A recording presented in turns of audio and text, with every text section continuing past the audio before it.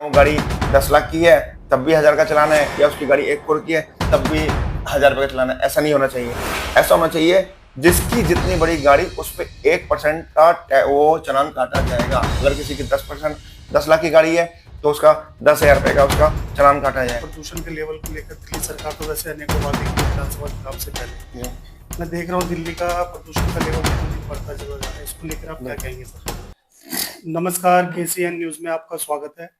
आज हम कृष्णानगर विधानसभा से लोकप्रिय समाज सेवी और अधिवक्ता मनोज कुमार सागर जैन जी से क्षेत्रीय मुद्दों पर सीधी बात करेंगे। मनोज सागर जैन जी, केसीएन न्यूज में आपका बहुत बहुत स्वागत है सर। धन्यवाद। सबसे पहले हमारे दर्शकों को बताया, जो प्रदूषण के लेवल को लेकर दिल्ली सरकार तो वैसे अनेकों वादे किए विधानसभा चुनाव से पहले। मैं देख रहा हूँ दिल्ली का प्रदूषण का लेवल दिनों दिन बढ़ता चला जा रहा है। इसको लेकर आप क्या कहेंगे सर? ये दिल्ली के अंदर तो हमेशा का हाल ही है, चाहे वो कोई भी सरकार रही हो, चाहे वो बीजेपी हो, चाहे कांग्रेस हो, चाहे आप सरकार हो। तो ऐसा किसी को दोष देना गलत है कि बीजेपी राज्य में ऐसा हो रहा है या कांग्रेस में ऐसा हुआ या फिर आप सरकार में ऐसा हुआ। ये हर साल का मुद्दा है, क्योंकि हर साल पराली जलती है और पराली जल के वहां का पोल्यूशन यहाँ पे आता है। और गाड़ियों का प्रदूषण इतना हो चुका होता है इन दिनों में कि उसका लेवल 500 पार हो चुका होता है। जब 500 पार हो चुका था, 400 पार हो चुका था, तो लोगों को एक जानलेवा बीमारी बन जाती है, लंग्स खराब होने शुरू हो जाते हैं। और जो जिसमें इम्यूनिटी कम होती है, जो एजेड लोग होते हैं, तो उनको काफी तौर पे परेशानियों का सामना करना पड़ता है और वो एडमिट होते हैं और बहुत लोगों की मृत्यु हो जाती है इस चक्कर के अंदर। जो कि मैं दिल्ली सरकार से गुजारिश करूंगा कि ऐसे ऐसे कानून लेके आए, ऐसे ऐसे प्रतिरोधन करें, इस तरह के मतलब काम लेके आए, इस तरह से कार्य करें कि सारा पोल्यूशन खत्म हो। आप गाड़ियों को नियंत्रण कर दो, गाड़ियां खत्म कर दो। जैसे अभी दिल्ली सरकार ने कुछ दिल्ली के अंदर ये चीज लगाई है कि जो भी गाड़ी में पेट्रोल लेगा तो उसके पहले पोल्यूशन चेक होगा। अगर पोल्यूशन चेक नहीं होगा तो उसको पेट्रोल नहीं मिलेगा।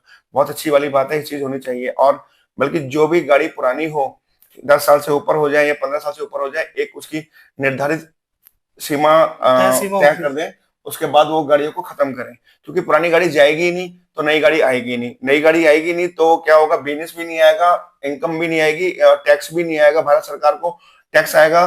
तो मतलब हमारे देश की प्रगति बढ़ेगी। तो ये चीज होना भी बहुत जरूरी कर देना। है। सागर सर, आपसे जान लेंगे, जैसे आप कह रहे हो 15 साल उसकी वैलिडिटी होनी चाहिए गाड़ियों की, हम्म। लेकिन जो एक मध्यम वर्ग का लोग है, जो कमाने में असफल रहते हैं, किसी तरह अपने परिवार का गुजर बसर करते हैं, 15 साल के बाद तो उनकी गाड़ी पूरी तरह से नष्ट कर देती है सरकार। बिल्कुल।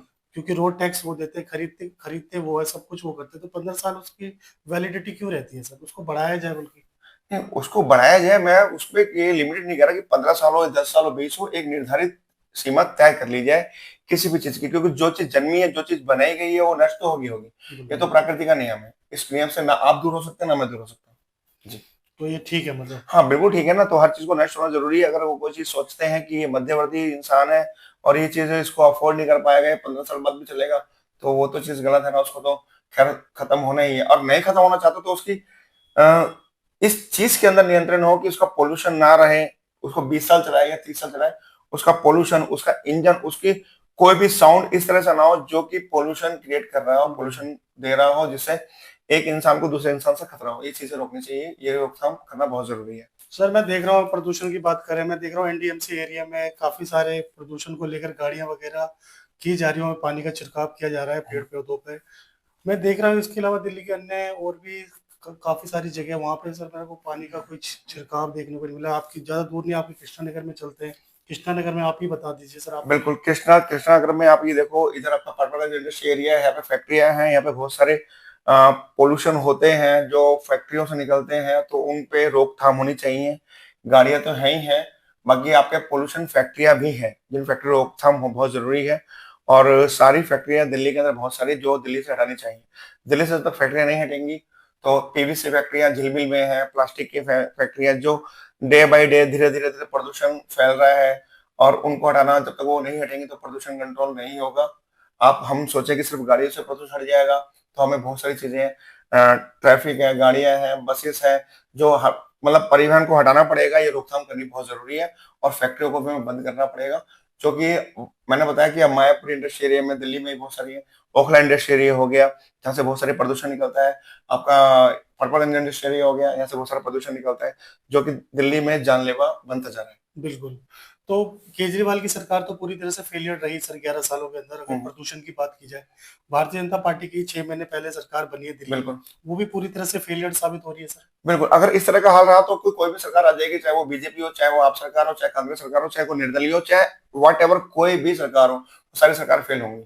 तो पहले तो इन चीज पे नियंत्रण कराना बहुत जरूरी है। मैंने कहा ना, फैक्ट्रियों पे, गाड़ियों पे बहुत ज्यादा जरूरी है। और आप सारे के सारे, मैं तो बोलूंगा, विदेशों में आप जाके देखो, सारी साइकिलिंग होती है, मोस्टली साइकिल चलती है। तो यहाँ के युवा भी साइकिल पे सवार हो, साइकिल चलाएं, उससे क्या है, हमारी बॉडी भी वार्म रहेगी, हमारी बॉडी की इम्यूनिटी बढ़ेगी, और हम एक साइकिल पे जाएंगे तो उससे पोल्यूशन भी नहीं होगा, और हमारे दिनचर्या की हमारी बॉडी स्ट्रेंथ होगी, हमारा स्टेमिना बढ़ेगा, हमारी बॉडी को फ्लेक्सिबिलिटी आएगी, और हम लॉन्ग लाइफ जिएंगे। ये चीज सोचना चाहिए।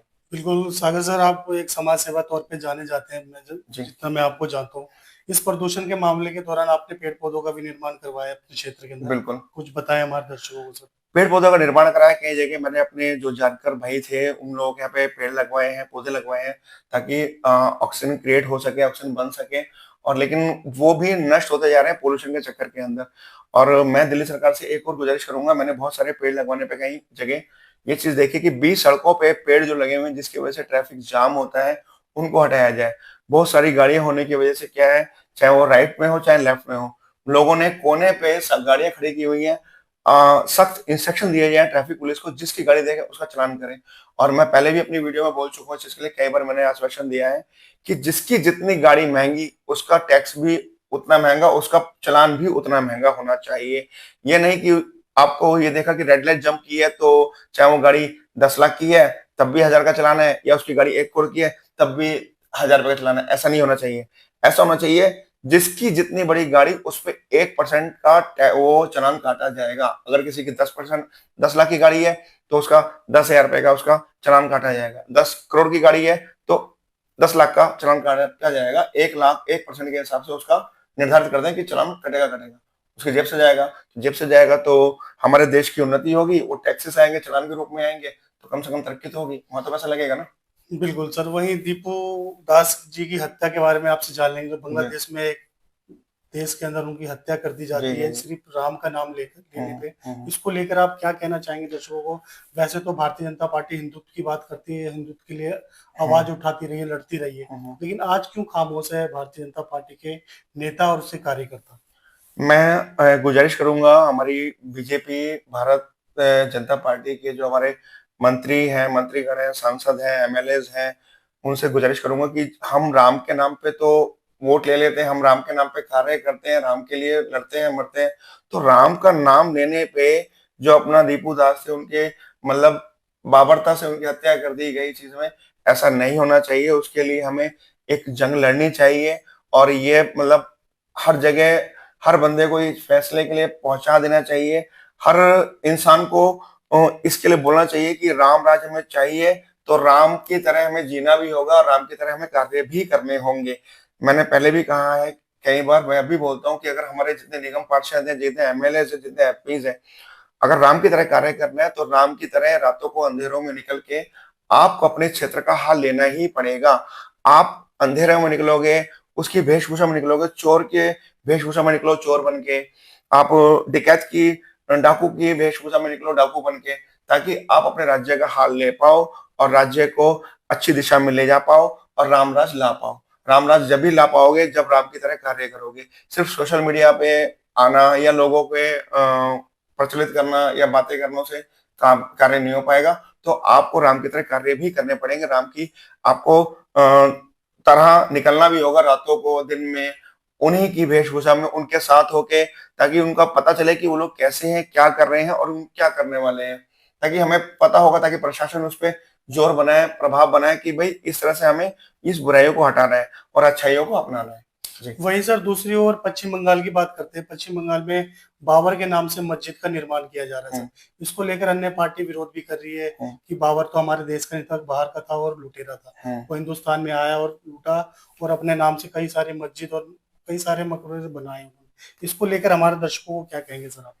बाबरी मस्जिद का आपका पश्चिम बंगाल में निर्माण की नींव रखी है और ये गलत है।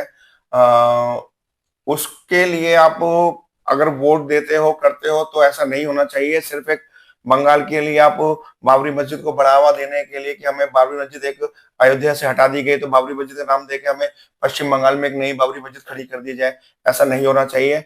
अगर हम हिंदुस्तान है, ये भारतीयों के है, ठीक है, भारतवर्ष है, तो मतलब बाहर से आए व्यक्ति के लिए भारत को झुकना ना था, ना है और ना होगा। तो उसकी बाबरता नहीं होनी चाहिए और इसका निर्माण रोक देना चाहिए। ये हिंदुस्तान था, हिंदुस्तान है, हिंदुस्तान ही रहेगा। इस तरह की नीतियां बना के सिर्फ आप देश को खोखला करने की बात कर रहे हो, जो कि इस तरह की सोच भी आप लोगों की नेगेटिव सोच है, गलत सोच है, इससे आपको दूर रहना चाहिए। तो कहीं ना कहीं सर आपको लगता नहीं कि ममता बनर्जी सिर्फ राजनीति रोटियां सेक रही है और इस तरह का काम करवा रही है? उन्हीं की टीएमसी के विधायक थे जिन्होंने ये कार्य करवाया। बिल्कुल, बिल्कुल।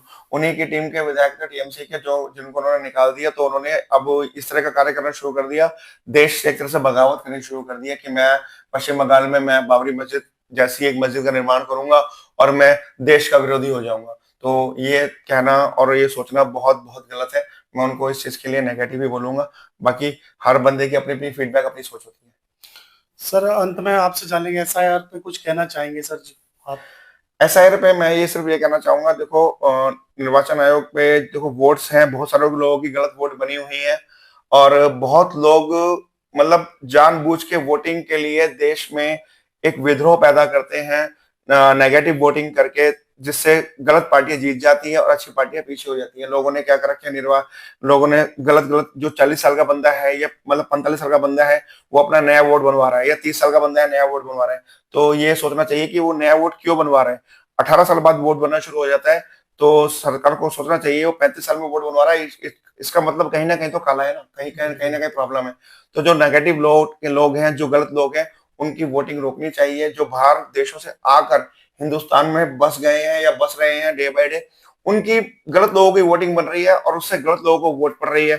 उससे क्या हो रहा है, सारा जो वोट का जिसको मिलनी चाहिए उसको वोट नहीं मिल पाती है और कहीं और चली जाती है। वो लोग बिकाऊ होते हैं, बिक जाते हैं और देश का नुकसान होता है। और जिन लोगों की अच्छी वोटिंग होती है, जिन लोग वोट डालने वाले होते हैं, वो वोट डाल नहीं पाते हैं, वो उसमें जुड़ नहीं पाते तो वो वोट दे नहीं पाते, तो उससे क्या होता है, फिर हमारा हाल वही होता है कि मतलब हमारे देश का नुकसान हो रहा है।